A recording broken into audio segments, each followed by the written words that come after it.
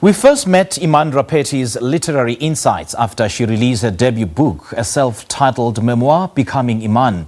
The seasoned award-winning broadcaster is now back with a new tear-jerking, mind-blowing and soul-soothing offering she called Sermons of Soul. Now, in this read, Iman uses the daily sermon segment she had on a radio show, to pay homage to all the individuals who fanned her spark over these years.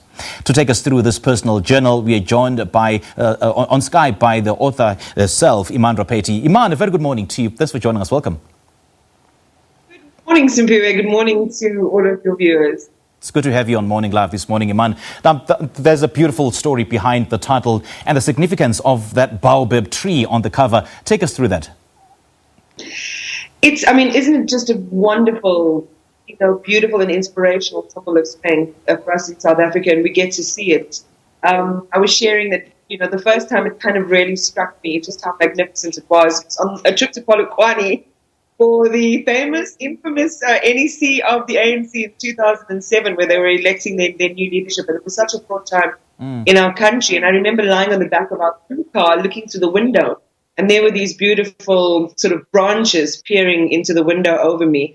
And it is a symbol of strength in our communities. It is a symbol of bringing together, of community and of medicine and healing. So it really is an appropriate illustration. And Shabnam Khan, my illustrator, I think has done a really beautiful job in personifying that image. Yeah, and you say that some of the sermons you write in about 20 minutes. Let's now discuss these sermons, Iman, that you share in this book and why it was important for you to share them. Well, look, don't think because some of them took 20 minutes that it was just like, scribbles on a page and there you go. Right. It's so interesting how spirit, conviction, reflection all converge and collide into some of the sermons that I wrote to my listeners on those mornings driving to work. I think if you live in a country where there are so many challenges and opportunities, extreme and polarizing as they are, you can't help but live in the moment that everything has meaning, not only to the event, but also to the context. And so when you're looking at people crossing the street or selling amagwinya on the side of the road, you think about their families, you think about the economic prospect. If you see a young man walking to work, you wonder, is he on a career path that is going to set him and his family free? There's a chain reaction of thoughts that used to happen every day for me as I went to work that made me think about our country, made me think about us from the inside, from the outside in our context, and made me want us to stop and reflect for a moment so that we can activate our agency with the things that we need to change for ourselves. And speaking of stopping and reflecting for a moment, there's another equally phenomenal woman who is a poet and creative, Lebo Mashile, who said that, in this book you share the voices that you constantly hear in your ear. And I suppose that is absolutely profound, Iman. I mean, because you write a lot about the power of the mind, more especially during difficult times. Now, the book also challenges us to think, doesn't it? I think we should always be thinking. And in fact, I think it's easier for a lot of people who are living in their exams to be thinking constantly than people who are ensconced in comfort and don't have to worry about where the next piece of bread is going to come from. People who are living in poverty in our communities, living with the threat of gender-based violence, living across the spectrum of South African society with such challenge. I don't think that they necessarily have to be a call to action, because I feel like they live in that moment constantly, whereas, for those of us who might have a little bit more, that's less of an immediate priority. But that's not to say that it's not our collective priority, because we can see that if we don't succeed together and we don't prosper together in our country, both materially and internally, we are not going to advance very far. And I love what Lebo Mashile said. I'm so happy that people like John Carney, like Kumi Naidu and Leona Turon and Tili Madonsela wrote a tribute. In fact, even Zinzi Mandela, Simpiwe, wrote a beautiful tribute about her listening to the program. And that to me is such a beautiful reflection of how words have impact, that no matter where you are, we all go through the same things. We go through self-doubt. We go through concerns about our children and our families. And this book is a way, I think, of just knocking on our consciousness door a little bit and saying, slow down, just think about it, and then make the next credible step. Yeah, yeah. And I found it very interesting that in some of your sources of belief, it was very profound how you said everything you ask yourself, and you go on to say that there is no savior, only you. I guess then it's only prudent that we take into consideration the fact that you are the architect of your own destiny, and you also have to take responsibility for your own life. When is your book coming out? Because you put that really eloquently. We are, in every moment, we are designing our canvas. In every moment, we are designing our reality. Sometimes that design can only be a response to what we're living with and what our situations are. And at other times, it is a reimagining of what our realities can be if we began to take control of our own circumstance. And I think that is really, really profound because, yes, there are external factors that impact our lives that we can't help. But there's a great deal that we still have, whether rich or poor, no matter what community you come from, where you live, where we can take the step of authority in our own lives. And that's an important power. And imagine if all of us really activated that.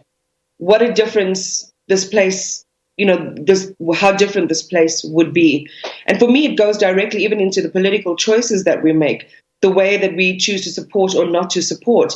We have to think really credibly about those things because they have a lasting and legacy impact on our lives. And that can change. We can change it.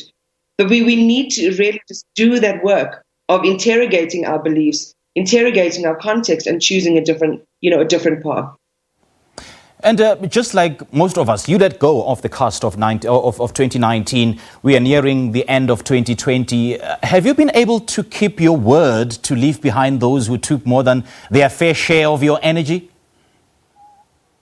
Sorry, Cynthia, I didn't get the last part of the question. I mean, were you able to keep your word, to leave those behind, those who took more than their fair share of your energy?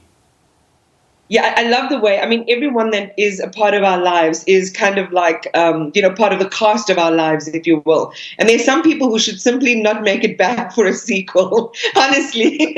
And I think COVID has brought that lesson home even more starkly for a lot of us, that people were just hanging on and draining our energy. For me, because I've been living in this way quite consciously, there are very few people. I live quite lean in terms of my social circle, in terms of my family. I keep the people who mean the most to me, who bring value into my lives, and who challenge me. So those are the starring members that I keep with me. And there are a lot of people who I've let go by the wayside. And I think it's a much better way to live because you use your energies wisely. And you can get rid of the vexations that other people bring by bringing only air to your life and nothing else. Where do you go back to your writings and read it back to yourself? What goes through your mind? Do you go, oh, Iman, you're the best? Or I could have done this differently. I could have done ABC.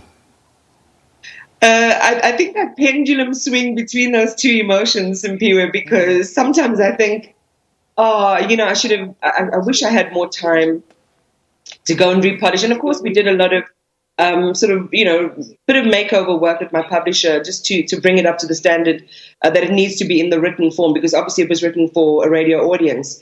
But there are days, and I want to own this, because I think for a lot of us who come from the kinds of working class communities or the left behind communities like I did, we don't take our moment in the sunshine to shine. And I'm owning my time to shine. I'm very proud of myself in doing that. But more than that, I hope that this gift that I've managed to put together, and I do regard it as a gift, is a gift that will be a gift in someone else's life, and that will continue the work that we can only do up to so far. It's a kind of legacy in a way that lives on.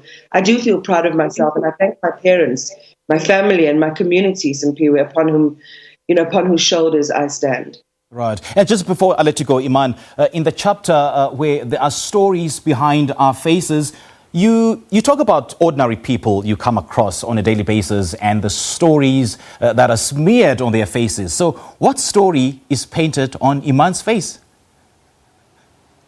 Well, first of all, mine is a collective story, because in every moment I am conscious of the fact that there's a lot of work that needs to be done in our country. There's a lot of work, and we all think of our homes. We all think of the communities we come from, that there's a lot of work that still needs to be done. This morning, of course, I'm thinking about the community of El Dorado Park, and I'm thinking of Nathaniel Julius's family. I'm thinking of his mom, Bridget.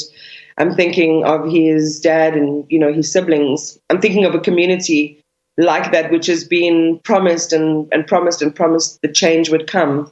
And it doesn't come. And how do you wake up with belief every morning, believing that despite the reality that nothing is shifting and moving, something is going to later on. And so my heart is with that family, but it's with other families like Nathaniel Julius, families who have lost their children in pit latrines, or families who are celebrating. It's not only the negative story. There are families who are celebrating the success of their children to high office. I mean, I think of, Basani and Tsakani Maluleke, those sisters, for example, who are just blazing a trail of leadership and womanhood in our country.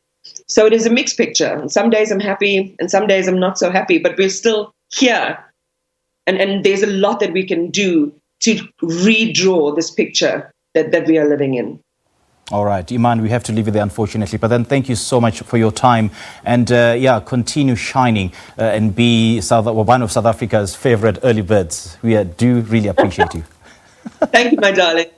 All right, there we go. That was seasoned award-winning broadcaster Iman Rappetti, and we're just in conversation with her about a newly released book that she titled Sermons of Soul. Make sure that you get a copy.